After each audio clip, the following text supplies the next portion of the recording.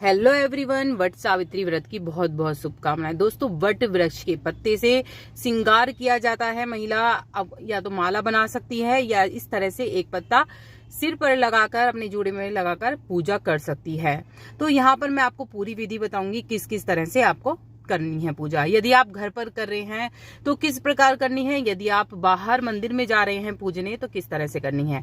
याद रखिए दोस्तों, यदि आप बाहर पूज रहे हैं तो बड़ का पेड़ इतना बड़ा होना चाहिए कि आप उसका जो होता है फल बहुत मिलता है। बड़े वृक्ष का जो होता है फल ज्यादा मिलता है, तो हो सके तो बड़े वृक्ष का ही आप पूजन करें।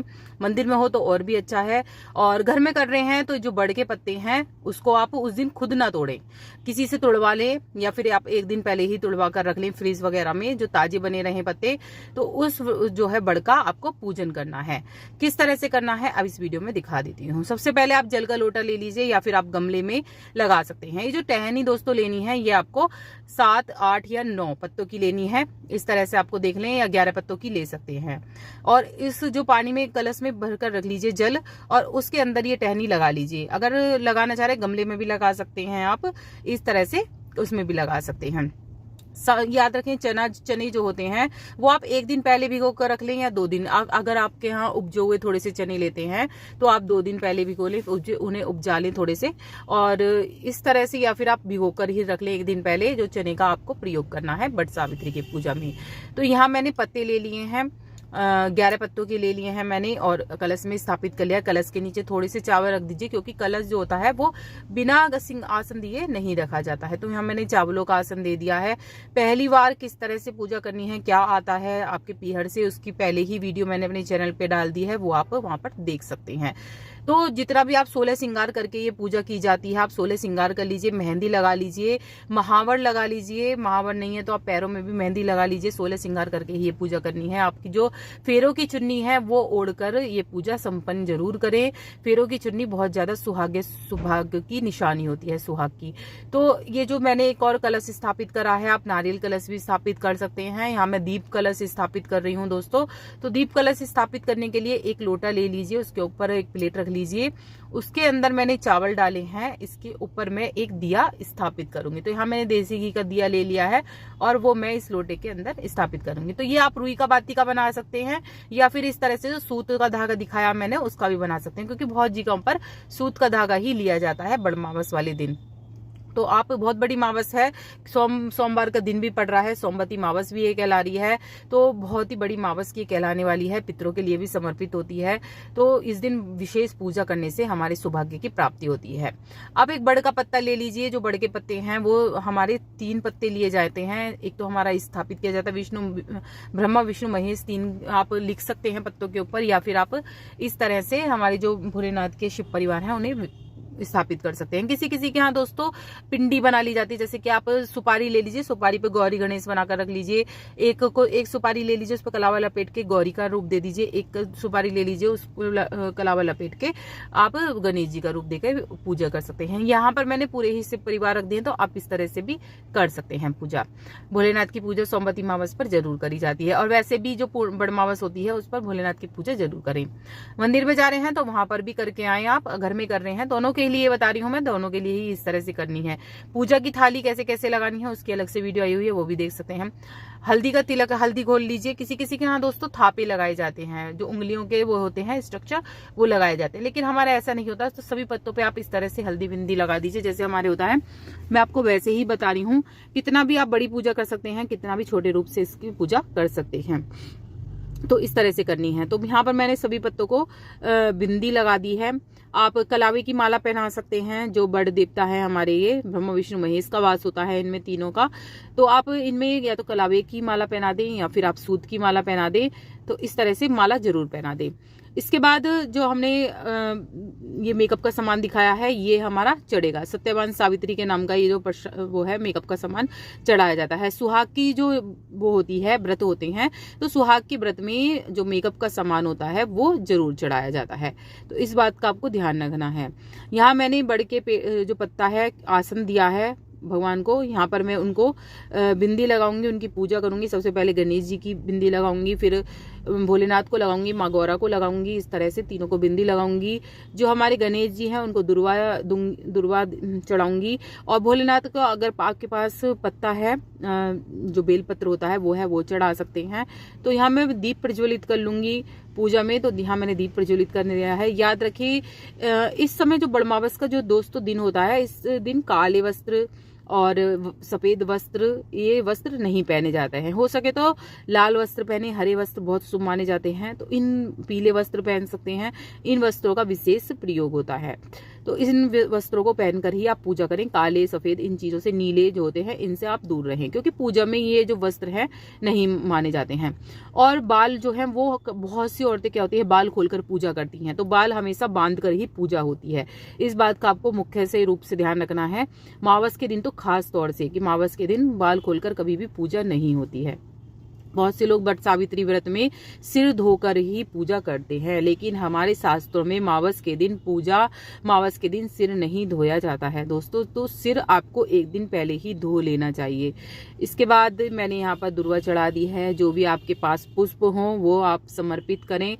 अगर आपके पास लाल पुष्प हैं माता गौरा के लिए तो लाल जरूर चढ़ा लें। और यहाँ मैंने जो सत्यवान सावित्री के नाम का भी फूल चढ़ा दिया है। तो सत्यवान सावित्री अगर आप इस मूर्ति स्थापित करते हैं तो वो आप कर सकते हैं, या फिर आप इन्हीं पत्तों पर, एक पत्ते पर लिख दीजिए सावित्री, एक पर लिख दीजिए सत्यवान, वो मानकर उन दोनों की भी पूजा आप इस तरह से कर सकते हैं। पुए बनाए जाते हैं। पुए के अलावा जैसे यहाँ पे पूड़े बना रखे हैं मैंने, ये बनाए जाते हैं। इसके अलावा आप पूड़ी बना सकती हैं, 4 पूड़ियाँ, और पुए का भोग लगाया जाता है। तो हमारे सिर्फ पूड़े का भोग लगाया जाता है, जो पूड़ियाँ हैं वो नहीं बनाई जाती हैं।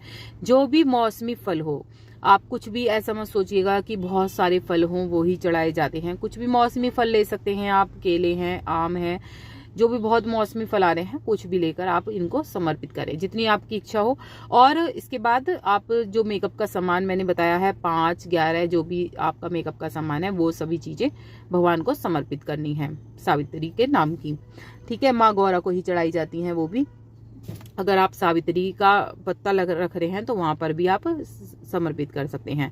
तो 5, 7 या 11 जो भी मेकअप का सामग्री है वो आप चढ़ाएं। बहुत से लोगों के देखो दोस्तों कोई खोइचा भरा जाता है, खोइचा भरा जाता है। तो वो क्या होता है, जितनी आपने मेकअप की सामग्री चढ़ाई हैं उनमें से थोड़ा थोड़ा सामान आप ले लेंगी। जैसे कि 2 पूड़े चढ़ाए, आपने पूड़े चढ़ाए 5, उसमें से 2 पूड़े अपनी झोली में ले लेंगी। मेकअप का सामान चढ़ाया, उसमें आप एक आध सामान अपनी झोली में डाल लीजिए। जो फल चढ़ाए 4-5 फल चढ़ाए तो उसमें से एक फल उठाकर अपनी झोली में डाल लीजिए। तो ये खोइचा भरना होता है, झोली भरना होता है। तो इस तरह से आप झोली भर सकती हैं। फिर सिंदूर लगाया जाता है। जो बड़ देवता है उनको बड़ पे सिंदूर लगाइए, 5 या 7 बार सिंदूर लगाना है। फिर वहां से सिंदूर लगा के बिंदी फिर अपने माथे पर, अपने सिंदूर पर लगानी है। इस तरह से सुहाग लेना होता है। तो आपके जैसे लिया जाता है ऐसे लें।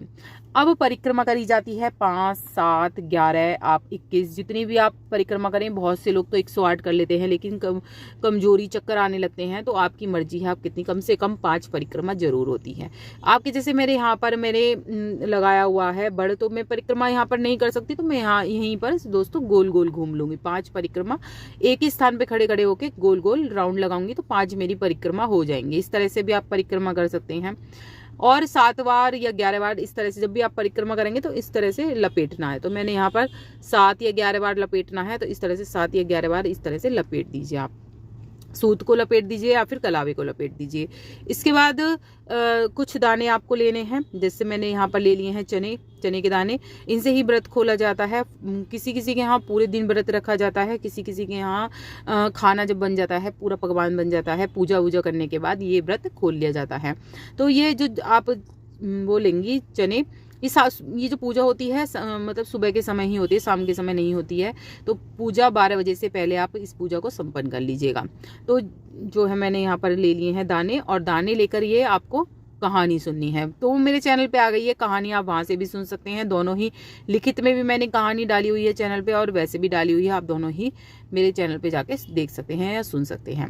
तो यहाँ पर जो भी आपने चने लिए हैं वो आप पल्ले में बांध लीजिए। कहानी सुनने के बाद उनसे ही व्रत खोला जाता है। तो थोड़े से जो चने हैं, जैसे 5 या 7 चने लिए हैं, तो इनमें से 2 चने आप अपना व्रत खोलने में ले लेंगी और बाकी जो 5 चने हैं, 7 चने लिए हैं ना, तो बाकी जो 5 चने हैं वो आपको, जो चंद्र देवता को जब आप जल चढ़ाने जाएंगी तो इन चनों को आप लेती हुई जाएंगे और जल चढ़ाने के बाद ही ये व्रत आपको खोलना है। तो चने से खोलिएगा, 2 ही चने खाइएगा, उसके बाद इस तरह से खोल लीजिएगा।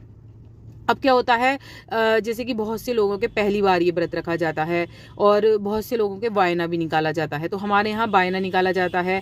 तो वायना किस तरह से निकालना है, जैसे आपने पूड़े बनाए, बहुत से लोग क्या करते हैं कि मिठाई का डिब्बा ले आते हैं, उससे निकाल देते हैं। बहुत से लोग खाने से निकालते हैं, पूरा खाना बनाते हैं, उससे वायना निकाला जाता है।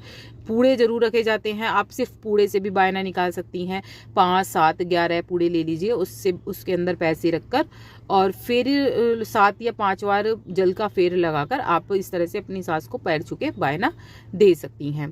तो जैसे कि पहली बार बहुत से लोगों का ये होगा कि हमारे पहला मतलब व्रत है, तो किस तरह से वायना निकालना है।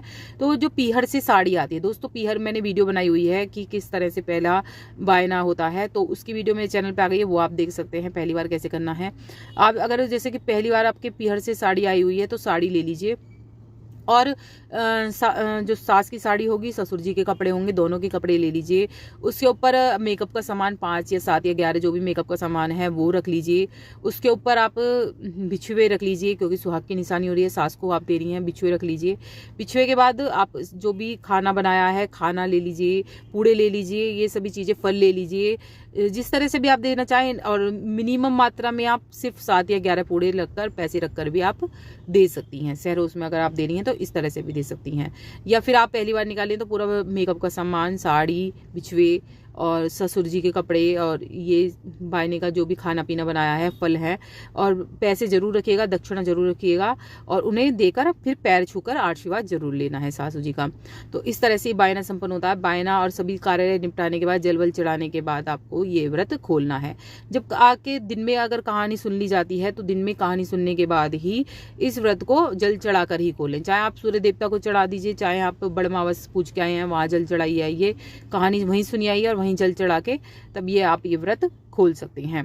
तो इस तरह से ये पूजा संपन्न होती है। अगर इसके बारे में और भी कुछ पूछना है, बाद में जो भी आपने सामग्री चढ़ाई हुई है, घर में पूजा करी है, तो वो थोड़ी थोड़ी सामग्री आप रख लीजिए, थोड़ी सी आप बांट दीजिए, मंदिर में भिजवा दीजिए या किसी गरीब को भी दे सकते हैं। तो इस तरह से आप कर सकते हैं। तो ये मैंने सभी साड़ी जोड़े जो है सासू जी के नाम का लिया है। इस तरह से हाथ से 5 या 7 बार जल लेकर इस तरह से वायना निकाल देना, जैसे मैं यहाँ पर दिखा रही हूँ, 5 या 7 बार जल लेकर। और आप ये याद रखें कि जो वायना आप निकालनी है, आपके बच्चे वगैरह ना खाएं।